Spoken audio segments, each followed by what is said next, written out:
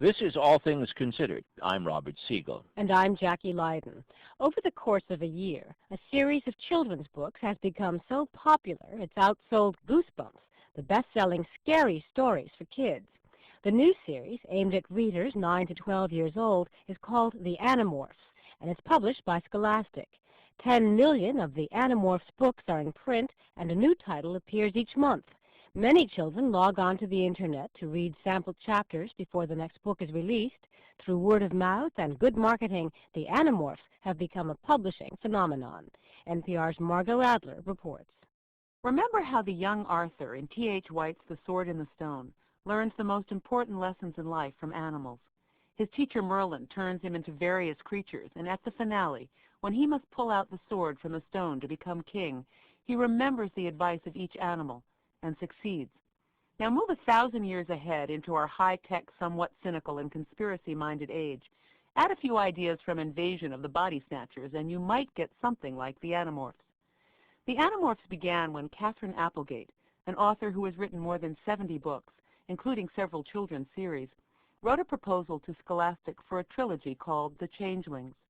It told the story of a group of kids who come across a dying alien who gives them a gift, the power to morph, to transform into any animal that they touch. Gene Feiwell, the editor-in-chief of the Scholastic Book Group, found the name The Changelings rather weak. But overall, it was a terrific premise. Soon the Animorphs was born, and Scholastic promoted it strongly with unusual covers and T-shirt decals and pages you could flip so you can see some of the morphs.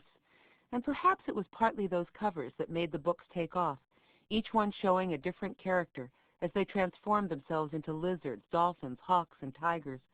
Or perhaps it was word of mouth that there was a series of books about very ordinary kids who acquired the ability to fly with the birds and swim with the whales. Take these kids from Bethesda, Maryland. I like when they go morph into other animals, the kids, because then I know what it's like to sort of think as the animal thinks.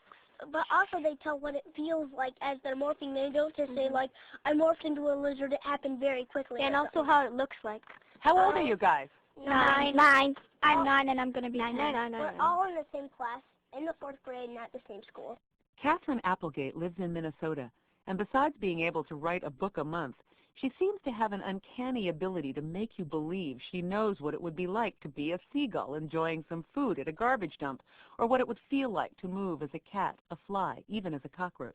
My intent was very much to find a way to let kids get inside the heads of different species. And I was a real animal freak when I was a kid. I worked for a vet in high school. I actually thought I might want to be a vet until I actually spent some time in surgery and realized that wasn't my calling. But the best way to do that seemed to me to be a science fiction premise. So I got going that way, and then it kind of took off on its own. But finding a way to explore the minds of various species was absolutely my first and foremost goal. If a love of animals pervades the books, the world of the Animorphs is not a friendly one. Each book speaks with the voice of one of 6 characters, 4 human kids, an alien boy, and 1 human boy who is trapped in the morph of a red-tailed hawk.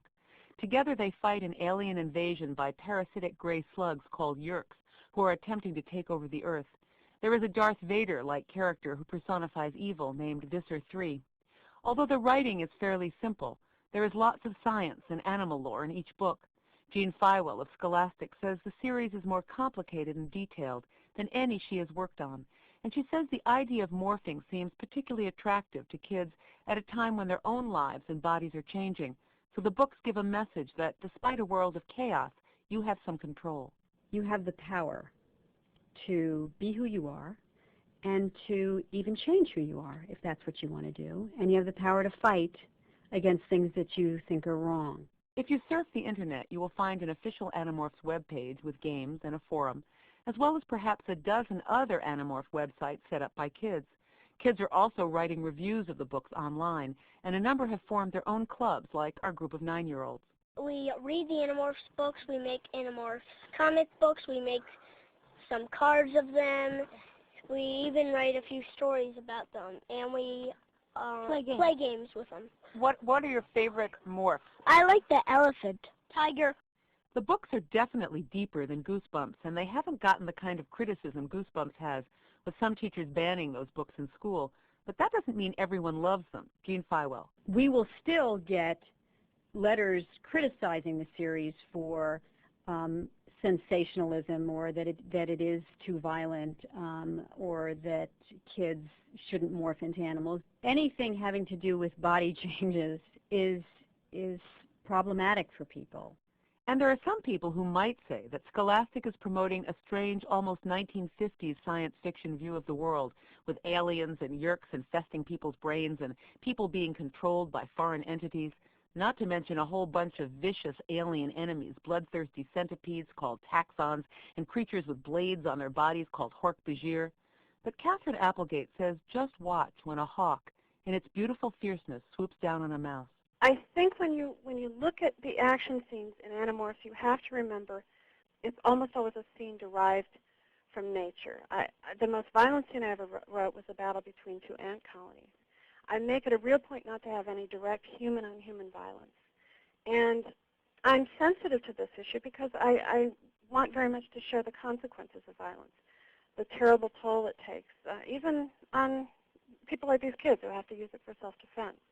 I spent an entire book, book 10, dealing with the question of pacifism as an alternative to self-defense.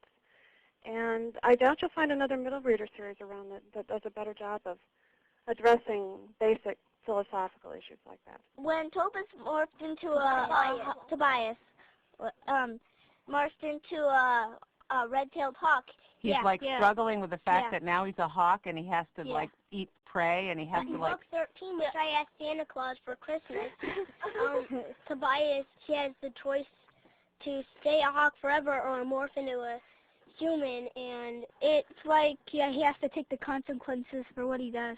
It may not be Aristotle, says Applegate, but she does get letters from teachers who say they are using the books to discuss philosophical issues like responsibility and freedom. As for the dangerous world that is depicted, it is probably no darker than that posed by the Brothers Grimm.